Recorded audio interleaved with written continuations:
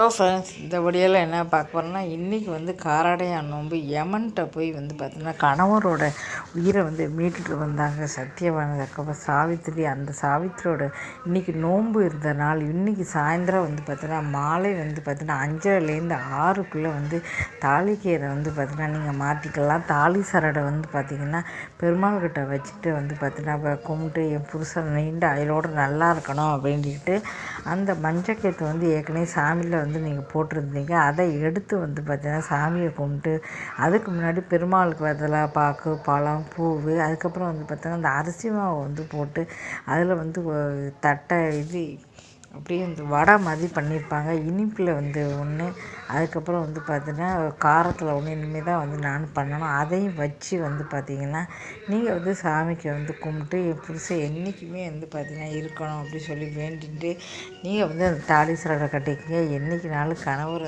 நீண்ட ஆயுளோட சந்தோஷமாக இருப்பார். பூஜை நம்ம பண்ணி இப்படி பண்ணதுனால கணவரோட ஆயுள் நீட்டிக்குமா கேட்டால் கண்டிப்பாக நீடிக்கும்.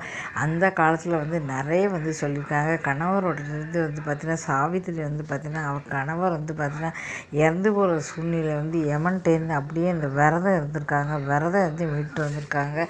அதனால் பார்த்திங்கன்னா அதுக்கப்புறம் பார்த்திங்கன்னா இவ்வளோ சக்தி வாய்ந்த நாளாக சொல்லிட்டு அதுக்கப்புறம் பார்த்திங்கன்னா எத்தனையோ ஆயிரம் வருஷமாக பார்த்திங்கன்னா அதே நாள் நம்மளும் இந்த மாதிரி விரதம் இருந்தால் நம்ம கணவரும் நல்லா இருப்பார் அப்படின்னு நினச்சி எல்லாருமே விரதம் இருக்காங்க.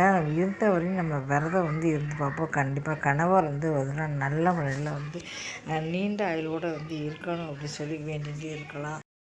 இப்போ பார்த்தீங்கன்னா பூஜைக்கு தேவையான 2 வடை பண்ணுறேன். ஒன்று ஃபஸ்ட்டு உப்பு, இனிப்பு. 2 இட்லி தட்டில் பார்த்தீங்கன்னா ஒரு தட்டில் உப்புக்கு வச்சுட்டேன், இன்னொரு பக்கம் வச்சுட்டேன். ஃபஸ்ட்டு என்ன பண்ணணும் பார்க்கலாம். உப்பு போட்டு நல்லா கொதிக்க வச்சிடலாம். தண்ணியை கம்மியாக விடணும், இல்லைன்னா பார்த்தீங்கன்னா ரொம்ப ஒரு மாதிரி கொசன்னு போயிடும். தண்ணியை கொஞ்சமாக விட்டு மாவை போட்டு அதிலே தண்ணியில் உப்பை போட்டிங்கன்னா நல்லா கொதிச்சிடும். அதில் சுண்டல்குள்ள மாதிரி குட்டி குட்டியாக போடுவாங்க, அதை போட்டு கிண்டி எடுத்துக்கோங்க. அதுக்கப்புறம் தனியாக கழுவிட்டு மறுபடியும் வேறு இதில் சர்க்கரையை போட்டு அதுக்கும் கொஞ்சம் தண்ணியை போட்டு ஏலக்காயெலாம் போட்டு அதில் கொஞ்சம் எடுத்துக்கோங்க. ரெண்டையும் பார்த்தீங்கன்னா குழக்கட்டை மாதிரி இப்படி பிடிச்சி வச்சுக்கோங்க. இங்கே பாருங்கள், இது உப்புக்கு. நான் மேலே ஒரு தட்டை வச்சு இனிப்புக்கு வச்சுட்டேன். ஒரே இதில் கொஞ்சமாக தான் நான் பண்ணினேன். இந்த இவ்வளோ தான் பண்ணினேன், 10 தான் பண்ணினேன். இது 10, அது 10. அதனால் மாவு கெட்டியாக வரணும், இல்லைன்னா உருண்டை வராது. வடை மாதிரி பண்ணி அதில் சின்னதாக ஓட்டை போட்டு சாமிக்கு வைக்கணும். வச்சுட்டு அதை கொண்டு போய் நேராக போய் பார்த்தீங்கன்னா மஞ்சள் இது சரடு கட்டிட்டு அதுக்கப்புறம் நான் என்ன பண்ணேன்னா மஞ்சள் சரடு கட்டிட்டு கடவுளுக்கு பண்ணிவிட்டு மாடுக்கு போய் ஃபஸ்ட்டு கொடுத்தேன். ஃபஸ்ட்டு பிரசாதத்தை நான் சாப்பிடல. இதை வச்சுருக்கேன் பாருங்கள். இதை கொண்டு மாடுக்கு போய் கொடுத்தேன். மாடுக்கு கொடுத்துட்டு அப்புறம் தான் நான் சாப்பிட்டேன். சாமிக்கு படைச்சிருக்கேன் பாருங்கள். வீடியோ எடுத்தேன் பாருங்கள்.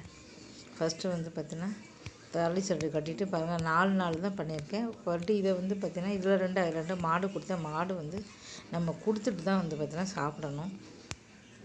ஒரு பழம் வச்சு மாடுக்கு கொடுக்கணும். வாழை இலை வச்சு பண்ணுவாங்க, ஆனால் வாழை இலை இல்லை. இப்போ பூஜை பண்ணி முடிச்சாச்சு. கணவரோட ஆயுள் நல்லா நீண்டு இருக்கணும், நோய் நொடி இல்லாமல் நல்லா இருக்கணும்னு கடவுளை வேண்டிக்கங்க. கண்டிப்பாக நடக்கும். இந்த வீடியோ பிடிச்சா மறக்காமல் சேனலை சப்ஸ்கிரைப் பண்ணுங்கள். நன்றி, வணக்கம்.